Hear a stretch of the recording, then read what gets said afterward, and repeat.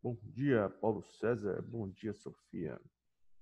Bom dia, professor. Tudo bem, Maria?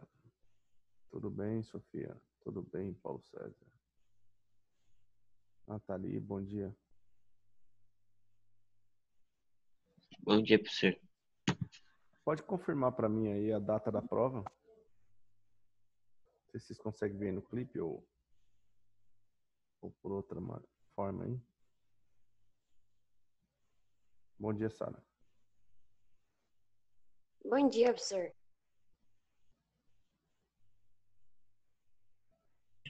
Dia 12, professor. Sabe qual dia que é, Maria? Dia 12, professor. Dia 12. Beleza, então. Dia 12.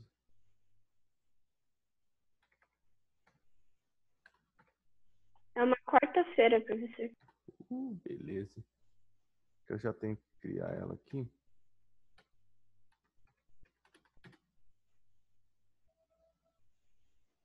Beleza. Muito obrigado. De nada. Se vocês puderem pegar a apostila, página 266, aula 41. Teoria sintética da evolução. Página 266, aula 41.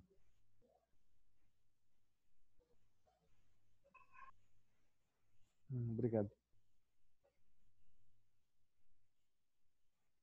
Página 266, aula 41, galera. Teoria sintética da evolução. Enfim, vamos lá.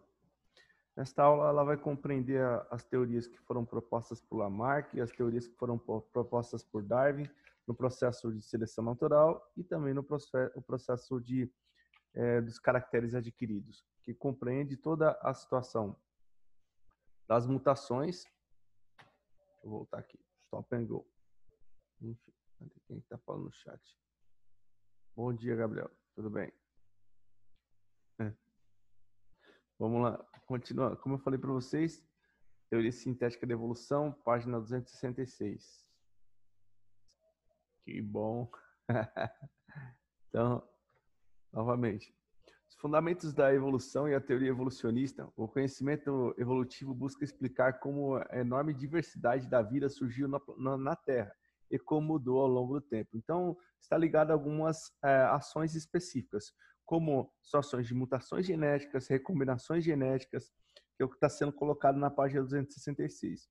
Professor, o que é uma mutação genética? Quando eu falo mutação, é uma modificação, uma alteração. De novo, mutação é uma alteração, uma modificação. Pode ser causada por um fator externo ou um fator interno. Então, essa mutação ela pode ser classificada, por exemplo, com uma forma diferente de uma célula no seu corpo.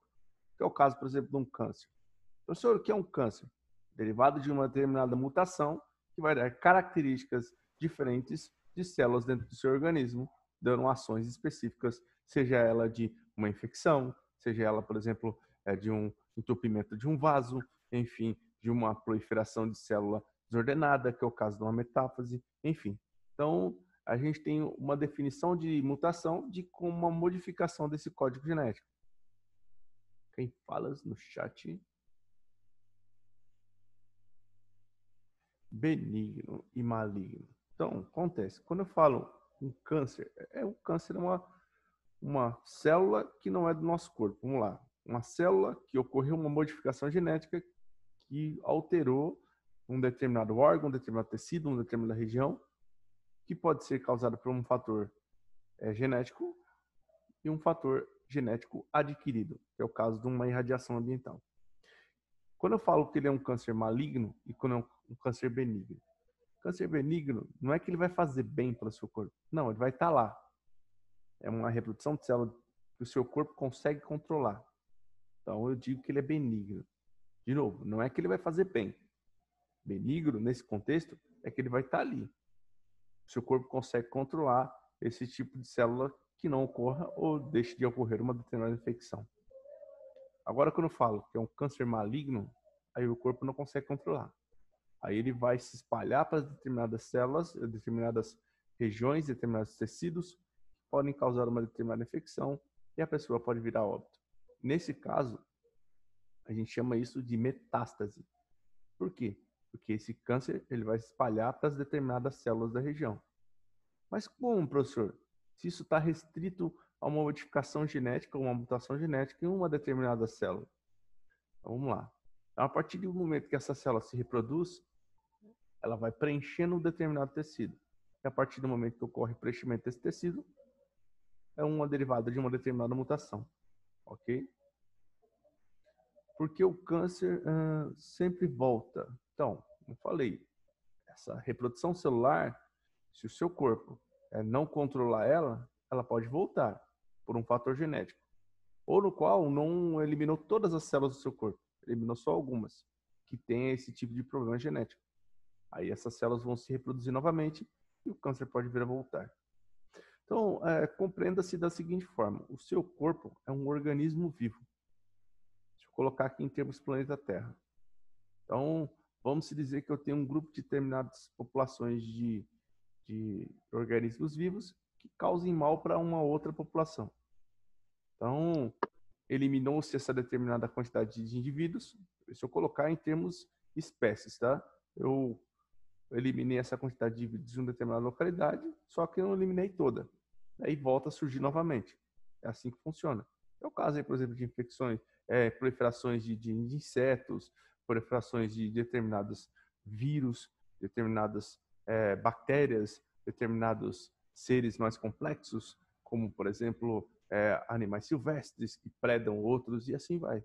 É assim que funciona. O seu corpo é um organismo vivo, como o nosso planeta, tá? Composto por diversos tipos de seres vivos, que é o que acontece no seu corpo, composto por diversos tipos de organismos vivos, seja bactérias, seja células, seja fungos, enfim, o seu corpo é um organismo complexo, é um planeta complexo, por voltas de que nós temos que cuidar, preservar, tomarmos conta, enfim, nesse sentido.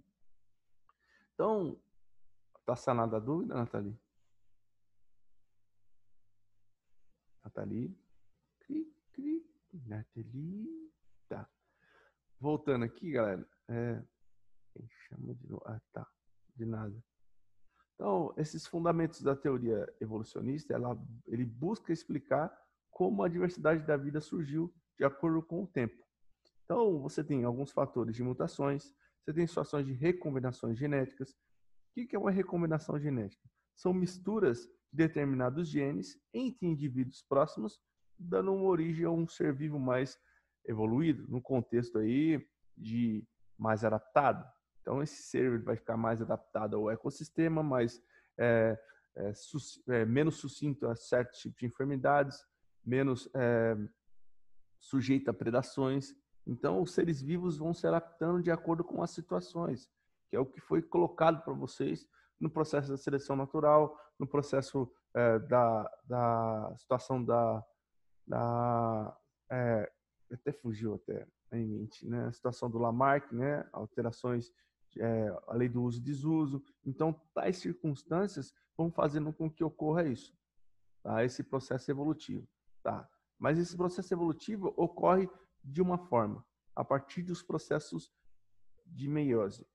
Os processos de meiose que competem o crossing over e o processo de permutação são primordiais para que ocorra a transmissão desses códons genéticos, porque ali naquele momento vão ocorrer segregações de determinados genes que vão ficar de acordo com o processo de evolução. Então, eles vão ficar presos no tempo e assim vai, a espécie vai evoluindo. Ok? É assim que ela funciona. Algum adendo? Então, novamente, eu vou pregar as ideias evolucionistas para compreender tal situação. Então, lei do uso e desuso das estruturas corporais, caracteres adquiridos, transmissão aos descendentes, indivíduos diferentes, que é a situação da variabilidade, seleção natural para que ocorra essa transmissão, e a teoria sintética do processo evolutivo, que é o neodarwinismo, que compreende o processo da mutação e a recombinação genética, de acordo com a seleção natural. Então, a teoria sintética da evolução, ela compreende o processo de mutação e recombinação genética, sendo que eu tenho aí as teorias de Lamarck junto com as teorias de Darwin. em uma proposta só, ok? Que são esses caracteres adquiridos, né, que vão ser mutáveis e recombináveis de acordo com o processo evolutivo, junto com o processo de seleção natural. É essa a teoria sintética da evolução. Então, isso compreende situações que ocorreram em todas as espécies, não só no ser humano, mas como, por exemplo, em felinos, como está dando exemplo aqui na própria apostila, nos próprios anfíbios, que também está colocando aqui na própria apostila. Então, a gente tem que observar essas situações de meiose para que ocorram a evolução dos seres, os seres orgânicos, os seres complexos do nosso organismo, ou e também no nosso planeta, né? Desculpa. Enfim, tudo bem, galera? Primeiro A, primeiro B? Tudo sim, professor. Tá. Continuando. A gente tem evidências desse processo evolutivo, que é a situação de vestígios de determinados fósseis com características antigas desses determinados seres, que viveram anteriormente, e a gente pode comparar com os seres de hoje em dia. Então, observa situações de ausência de cauda hoje em dia e presença de cauda anteriormente em alguns organismos. Como situações que a gente observa não só nessa situação externa, né, presença ou não de caudas, né, que é um órgão a mais, como tem na parte interna, com a presença de determinados órgãos que tinham antigamente e hoje em dia já não tem mais. Então, essas adaptações são primordiais para que ocorra um processo evolutivo. Então, você tem características que esses animais vão criando. Aqui a gente está dando um exemplo de 2 mimetismos. E que mimetismo? Mimetismo, ele está imitando um determinado organismo para que ele tenha aí, por exemplo, padrões de defesa, padrões de escapar de determinados predadores e etc. Então, é um processo evolutivo também. É uma adaptação ambiental que ele imita essa adaptação do outro para que ocorra um benefício próprio. Continuando aí. Então, essas evidências evolutivas eu observo aqui, ó. A gente vai ver esses detalhes no processo de especiação. Mas essa convergência adaptativa é fundamental. Então, a gente vê aqui características mútuas em termos evolutivos. Então, você pega aí, por exemplo, um braço humano, né? E você vai pegar aqui uma nadadeira de um golfinho com características próximas em termos de adaptação. São 2 mamíferos, se eu pegar aqui, ó. Esses 2, o ser humano e o golfinho. Então, se eu pegar o braço do ser humano e comparar com a nadadeira do golfinho, eu observo características próximas num processo evolutivo. Ok? Então, eu observo, seja o rádio, seja a una, seja o húmero, ambos os ossos eu tenho aqui em cima, né? A parte das falanges, eu tenho mais falanges aqui para o golfinho, né? Enfim, e menos falanges aqui para o ser humano. Então, eu observo características dessas adaptações na parte fisiológica e na parte da anatomia de ambos os organismos. Não só dos 2 mamíferos aqui em cima, né, mas também na situação das aves. Eu observo características próximas, comparando, por exemplo, com o morcego, que é outro mamífero, sendo que eu tenho adaptações a voo. Né? Então, tenho adaptações a voo aqui, seja no morcego, e adaptações a voo, seja aqui na ave. Então, eu tenho características próximas, né, em termos da parte fisiológica do sistema locomotor. Então, são adaptações exclusivas desses organismos a cada ecossistema, a cada ambiente, a cada situação que ele venha a desenvolver. Então, você observa essa característica do ser humano mais próximo, por exemplo, dos demais primatas, em termos de evolução, né? A utilização de ferramentas, utilização dos membros para a locomoção e assim vai. Então, tais adaptações são relacionadas literalmente ao ambiente que esses organismos vivem. Alguma pergunta? Não? Então, uma coisa bem bacana aqui, ó, que a gente observa na adaptação do ser humano, que na época que nós se alimentávamos mais de folhas, né, mais de vegetais, a gente tinha aqui o apêndice mais desenvolvido, né, que é o que ocorre, por exemplo, com herbívoros. Dando um exemplo aqui, o coelhinho. Então, o nosso apêndice era um pouquinho mais desenvolvido. Mas por quê, professor? Para que ocorresse uma digestão maior da celulose em determinada porção do nosso intestino. Só que hoje o apêndice do ser humano atrofiou, de acordo com o processo evolutivo e de acordo com a nossa dieta. Então, de acordo com a nossa dieta, ocorreu o atrofio desse membro, fazendo com que nossa alimentação fosse mais diversificada com carnes e frutas e etc. Né? Agora, os herbívoros têm essa porção um pouco maior, ok? Ah, professor, mas para que serve esse troço? Só para inflamar? Hoje em dia, se você se alimentar de maneira inadequada, ele vai servir para isso mesmo, só para inflamar. Que no qual aí a galera tira. Alguém já fez esse tipo de cirurgia? Tirar o apêndice? Não? Não. Alguém conhece quem fez?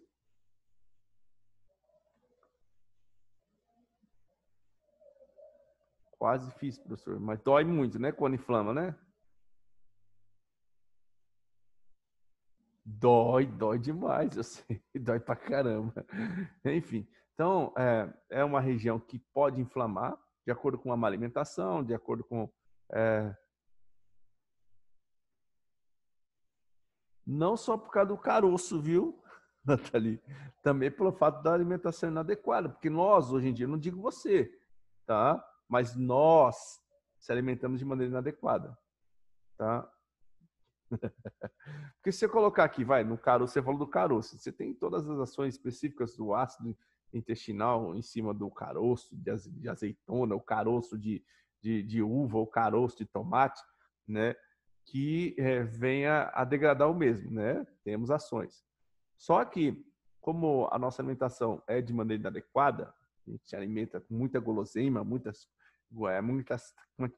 taxas elevadas de gordura, pode acumular aqui, né, secremento nessa região. Daí fazendo com que a gente tenha problemas mais sérios, né, como inflamação desse apêndice, etc. Ok? E se a pessoa não tirar, pode estourar, aí lascou. E aí vai fezes para toda essa região, ela tem que fazer lavagem intestinal e etc. Enfim, é um processo bem complexo. Então, evidências evolutivas. Ok? As sequências de nucleotídeos e aminoácidos, ao comparar com as diferentes espécies, quando aos genes e os seus produtos, percebe-se que quanto maior for o parentesco evolutivo, maior será a similaridade entre essas moléculas. Sim, de fato. Então, a parte genética ela tem uma evidência desse processo evolutivo, em termos de que alguns produtos sejam produzidos de acordo com moléculas de similaridade mais próximas. Lembra lá dos ácidos nucleicos? Adenina, timina, guanina, citosina? Então, que tem a função lá de produção de determinados tipos de proteínas correlacionados aos aminoácidos. Então, essas sequências, elas são primordiais no processo evolutivo. Como também a ausência dessas mesmas vão dar deficiências. Qual é o caso, por exemplo, de diabetes ou cânceres, como citei há pouco. Então, voltando aqui, ó, só para vocês observarem. Eu não sei o que eu fiz aqui com esse negócio aqui. Como é que eu jogo ele para cá agora? Ai, Deus amado. Como é que eu não sei nem o que eu fiz nesse negócio aqui do Zoom aqui. Tá voltando aqui, ó. Ai, meu Deus. Como é que vocês sabem como é que eu faço isso? Ah, voltei aqui, trouxe. Puxar esse negócio. Ah, dá para esticar, chique, né? Primeira vez que eu vejo que dá para esticar esse negócio aqui do Zoom aqui. Mas enfim. Primeira vez que eu mexo com esses quadradinhos aqui. Mas enfim.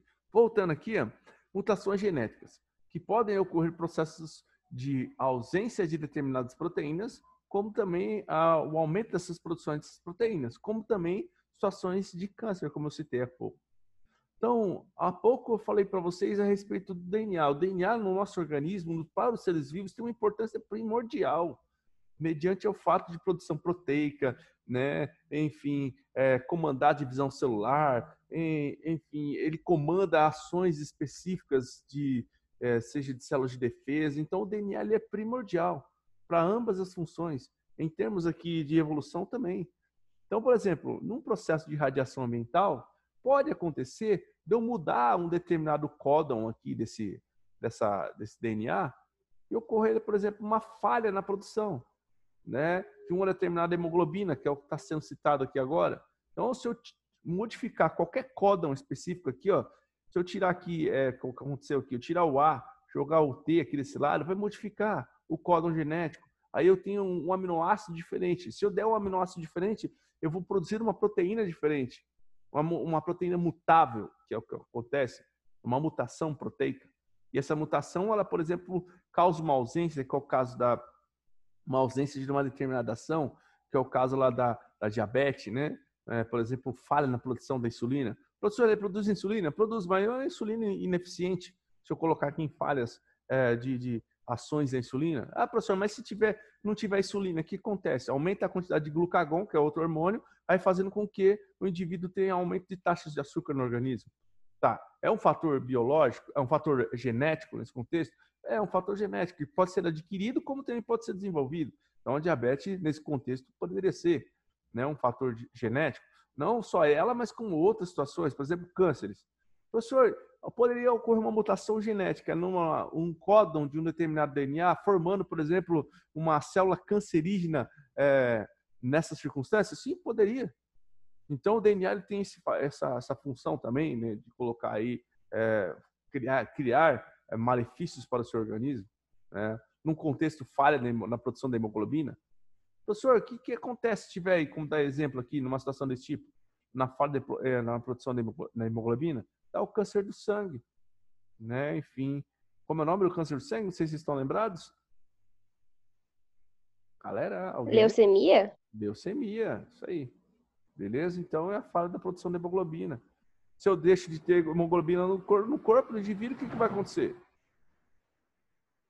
Se não tiver hemoglobina, se não tiver lá em massa, o que vai acontecer? Primeiro sintoma. Ou sintomas prévios, os futuros médicos da sala. Sara Beatriz, me diz aí. Se um sintoma prévio de uma ausência de hemoglobina no nosso corpo, ou seja, de hemácia.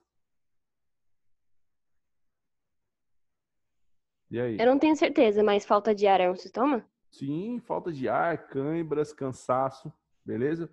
É uma característica dessas circunstâncias. Aí, de acordo com o tempo, se eu abaixo a oxigenação, falência de tecido. Né? A pessoa pode morrer aí de falência múltipla dos órgãos, por essa via. Ok? Compreende, Fabiana? Fabiana? Professor, compreende. Tá bom. Então, continuando aí, ó. Deixa eu jogar para cá agora.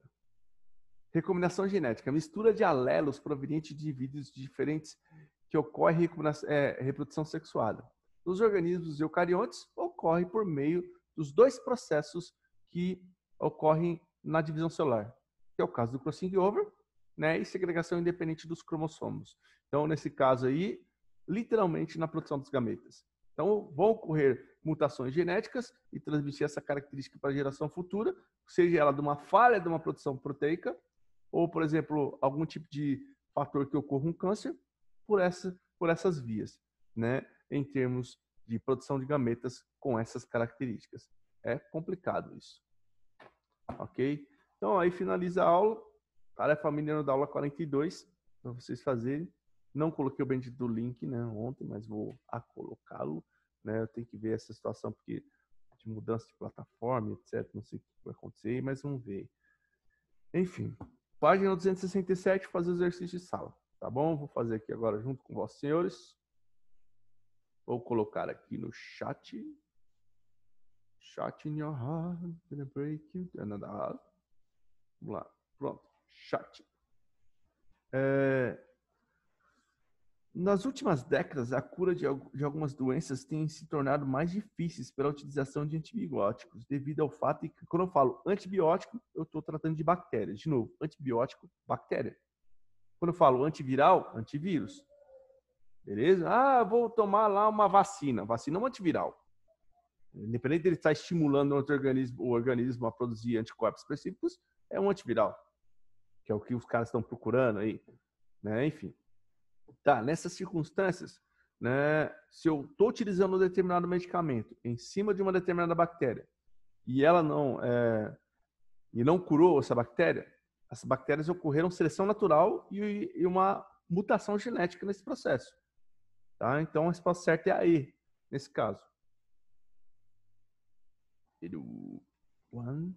Resposta E. Beleza? Exercício página 267. Número 1, resposta certa é a E, só tem ele. Mas voltando por essa via, a gente observa tal circunstância em ambas as situações, não só com bactérias. Vamos dar um exemplo. Você tem lá uma micose no seu corpo. Aí você fala assim, aí sua amiga fala assim, passa essa pomada que ela é boa. Aí você vai lá e na farmácia e vai lá e compra o Vodol. Aí, Vodol é bom. Aí você vai lá e passa o Vodol. Não adiantou nada. Daí você fala assim, pô, e agora, né? Daí você fala com a outra amiga. Daí a amiga fala assim, passa essa pomada que essa pomada é boa. Premedicin. Aí você vai lá e passa o Premedicin aqui no seu braço. Morre alguns fungos? Morreram. Chega um determinado momento, volta novamente. Mas por que voltou novamente? Ocorreu segregação e seleção natural daqueles fungos. Se adaptaram. Mutações genéticas. Daí você vai lá, compra uma pomada mais forte. Eu quero uma pomada mais forte. Daí pega uma pomada bem forte e elimina o fungo. Beleza? De uma vez. Só dar um exemplo. Tá? Isso acontece não só com fungo, mas com bactéria, como está sendo colocado aqui. Então eu vou lá utilizar um determinado antibiótico em uma determinada região, né? Normalmente ocorre isso com criança. Como é o nome daquele antibiótico que é rosinha que dá para criança? Eu esqueço o nome dela. Não só para criança, né? Para adulto também. Eu esqueço o nome daquele bendito aquele antibiótico. Eu dava muito para as crianças quando eu era pequeno, principalmente meu filho. Eu esqueço aquele bendito antibiótico. Não sei se vocês estão lembrados. Rosinha, que você coloca um pozinho e dá uma sacudida. Bendito aquele antibiótico. Enfim, esquece. Enfim, dava um antibiótico para a criança, melhorava. Aí você dá um fraquinho não adianta nada. Né? Depois você dá um mais ou menos, ele dá uma adiantada. Aí você pega o mais forte e elimina as bactérias. Então, por vias, são essas situações. E seleções naturais. Professor, isso vai de acordo com o que você falou, Nathalie, a respeito do câncer? Sim. Você segrega mutações, ele pode voltar novamente. Então, isso não ocorre só com bactérias, mas também com esses tipos de células cancerígenas também. Né? Em termos de radiação química. Os caras utilizam, né?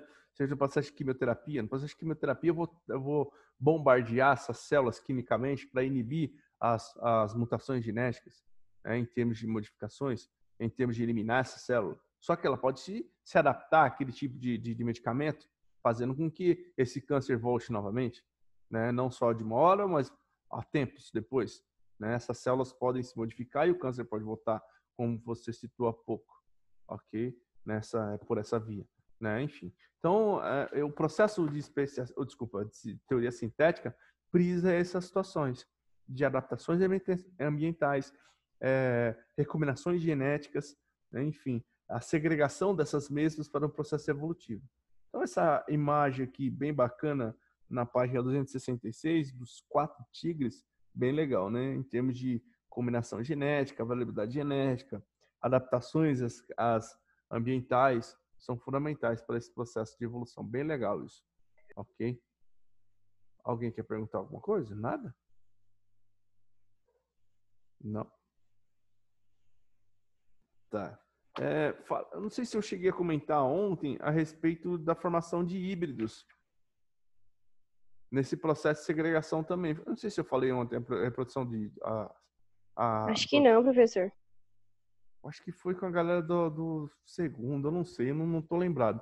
Formação de híbridos num processo de evolução. Pode acontecer. Então, a mistura de espécies próximas. Eu não sei se foi com vocês do primeiro que eu falei, a respeito do cruzamento entre a égua e o jumento. Professor, você falou assim. Agora eu lembrei. Produção de híbridos nesse contexto, que é o caso de ligre também, não só... Você falou. A produção da mula, que ela é infértil por essa via de recombinações genéticas, mistura de espécies próximas. Cara, aquele filme que passou ontem na Globo, não querendo fazer propaganda, mas ele é bem legal nesse contexto de adaptação. Não sei se vocês observaram isso, não sei quem assistiu, mas todos já devem ter assistido, né? Planeta dos Macacos. Cara, aquele filme ele é fantástico para se observar esses processos de adaptação ambiental, né?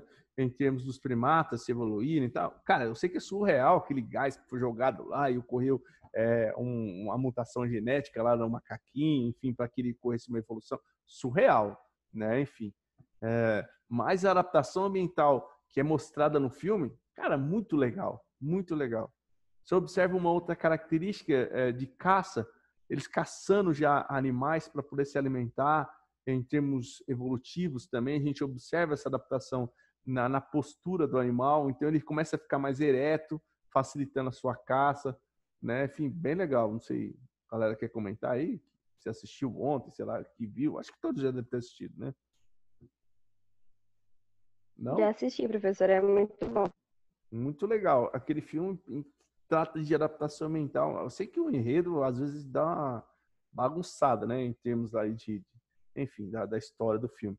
Mas mostrando o processo de adaptação mental é muito legal mesmo. Beleza? Então fica assim, galera. A gente volta sexta-feira. A gente conversa melhor sexta-feira. A gente vai falar sobre o processo de especiação e tal. Cara, a gente tá andando na apostila. Não sei se está na média dos demais professores, né? Enfim. Mas a gente tá andando aí, né? Tem uma leve impressão que a gente termina a apostila até o final do trimestre. Tá bom? Então, fica assim. Tenham um bom dia a todos vocês do primeiro ano A, primeiro ano B. E até sexta-feira. Professor, Fala, então. eu te enviei uma dúvida aí pelo chat que eu vi uma foto. Eu vi uma foto que era de um cara com 6 dedos em cada mão. Isso também é uma mutação ou uma falha genética? Sim, de fato.